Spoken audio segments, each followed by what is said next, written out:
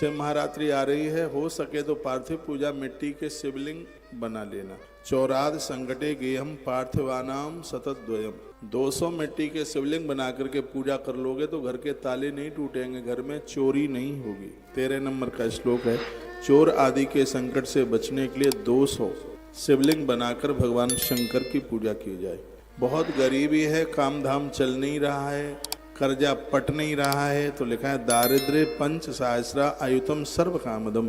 5000 मिट्टी के शिवलिंग बना करके, घर के 5 लोग हैं, 1000 बना दें मिट्टी के शिवलिंग बना करके और नदी में उन्हें प्रवाहित कर दीजिए। याद रखें, मिट्टी के शिवलिंग बनाते हुए और हर शिवलिंग के ऊपर चावल रखना होता है, तो वो संग ही पूजा हो जाती है। तो दारिद्र्य पंच सहस्र आयुतम सर्व कामदम, घोर गरीबी का नाश करने के लिए 5000 मिट्टी के शिवलिंगों की बात कही गई है। एकम पाप हरम प्रोक्तम द्विलिंगम चा अर्थ सिद्धिदम। एक पार्थिव शिवलिंग का नित्य पूजन करने से पापों का नाश हो जाए। यदि कोई 6 महीने तक मिट्टी का एक शिवलिंग बना करके रोज पूजा करे और उसको विसर्जन कर दे, उसको सिद्धि आ जाएगी। वो मुंह से जो कह देगा वाक सिद्धि हो जाएगी, वही पूरा हो जाएगा। मिट्टी के शिवलिंग की इतनी बड़ी महिमा है। अपुत्रः पंच पंचाशत सहस्राणी प्रकारेत। यदि किसी नारी को संतान नहीं है, पति और पत्नी है, मिलकर के 55,000 मिट्टी के शिवलिंग बनाकर उनका पूजन करें, फिर नदी में प्रवाहित कर दें। महादेव की कृपा से नारी का बांझपन समाप्त हो जाएगा, उसे संतान की प्राप्ति हो जाएगी। आप कहोगे कहाँ लिखा है? विद्येश्वर संहिता के अध्याय नंबर 21 के श्लोक नंबर 19 में ये बात लिखी है, जो मैं आपको बोल रहा हूँ। जब काम दबा से नहीं होता, फिर दुआएं काम कर देती हैं। तो अपुत्रः पंच पंचाशत सहस्राणी प्रकारित लिंगा नाम ऐतैनेव कन्या संतति लभेत। ये संतान के लिए लिंगार्चन का अर्चन करें, कन्या के लिए, बेटी के लिए।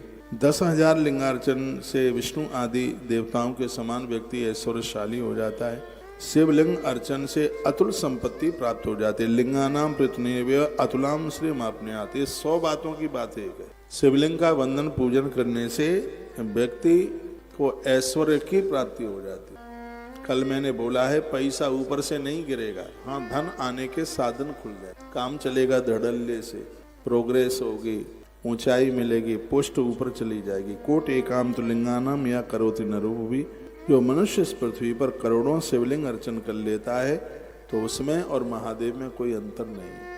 ये महात्मा लोग, साधु लोग ये सब करते रहते हैं, और संसारी आदमी अचम्मा मानता है कि ये सब कैसे हो रहा है। ये उनके पास साधना की ताकत। बिना लिंगार्चनम यस्या कालो गच्छत नित्यस। कहते हैं जिस मनुष्य का समय रोज बिना लिंगार्चन के व्यतीत होता है, समझ लो कि उस व्यक्ति की बहुत बड़ी हानि होती है, उसका सब कुछ लुट जाता है। महाहानिर भवेत् तस्या दुर्वृतस्य दुरात्मन।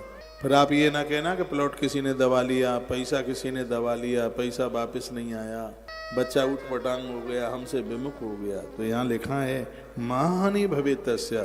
शंकर का विरोध करने वाले लोगों को धरती पर महाहानि होती है। दक्ष की कथा पढ़ लो आप। दक्ष ने शंकर जी का विरोध ही तो किया, उसके परिणाम क्या निकले हमें बताने की जरूरत नहीं है, तो जगत प्रसिद्ध कथा।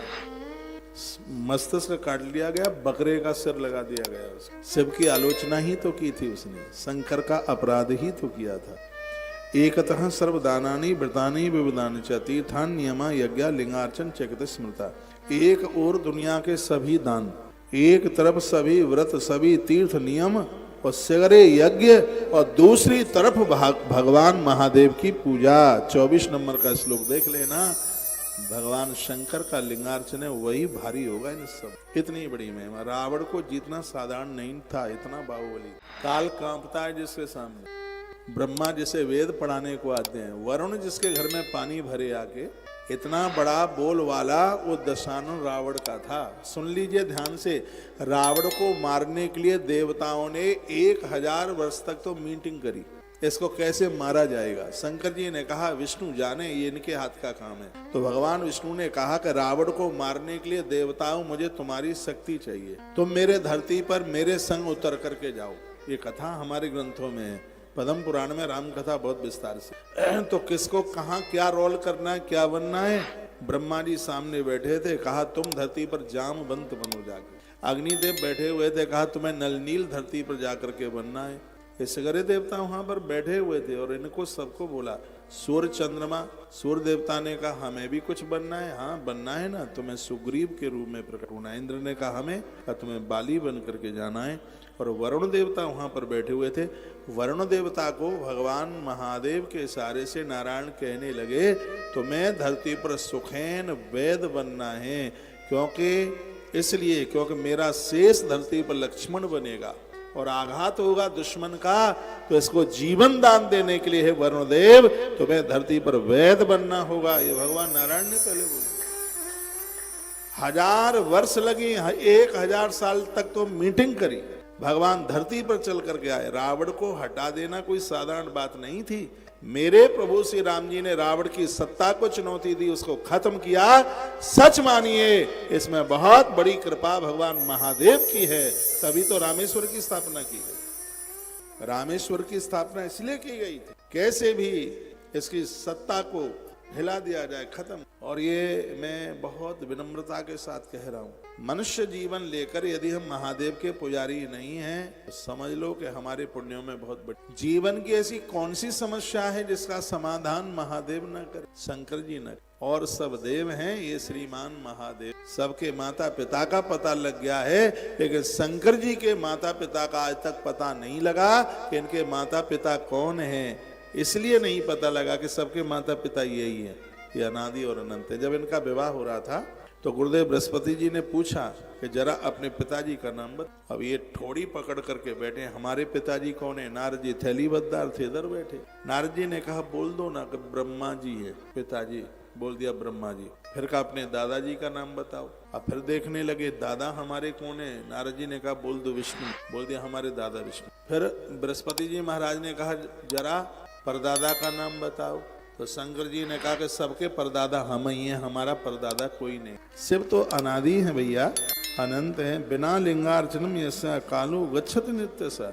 जो भगवान शंकर की पूजा के बिना, अर्चन के बिना अपना जीवन जी रहे हैं, उन्हें बहुत बड़ी हानि जिंदगी में होने। आप मंदिर तक नहीं जा सकते हैं, घर में ही ना शिवलिंग रख लो ना एक, उन्हीं के ऊपर एक लोटिया जल चढ़ाओ। सबसे सहज पूजा तो महादेव की। ना तुमसे कपड़ा लत्ता मांगते, ना तुमसे 56 भोग मांगते।